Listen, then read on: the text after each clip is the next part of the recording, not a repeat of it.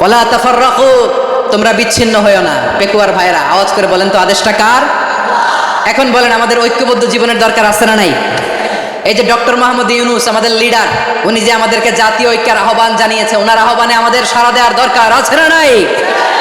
রাজনীতিবিদদের যে ডাকছে খুশি লাগে না আপনার? আলেমদের ডাকছে খুশি লাগে নাই? আলহামদুলিল্লাহ বলবেন না? আলহামদুলিল্লাহ, সবাইকে ডেকেছে, ঐক্যবদ্ধ করেছে। আমরা ঐক্যবদ্ধ থাকতে চাই, আমরা ঐক্যবদ্ধ জীবন চাই, আমরা আর কাদা ছড়াছড়ি করতে চাই না। রাজি আছেন সবাই? এখন আমরা যদি ঐক্য নষ্ট করি আমাদের কি কি সমস্যা, কি ক্ষতি, কি কুফল? অনৈক্যের কুফল কি? কয়েকটা কুফলের কথা বলে শেষ করবো। প্রিয় ভাইরা, what are the drawbacks and disadvantages of division, social and political division in the society, disunity?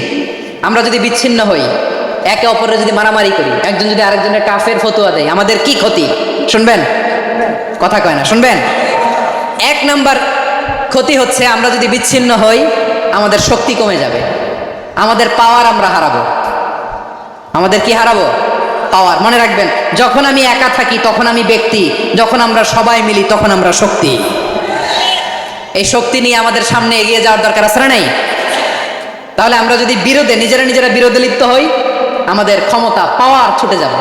আমরা এই পাওয়ার হারাতে চাই না, ঠিক কিনা বলেন? রব্বুল আলামিন ঠিক তাই বললেন।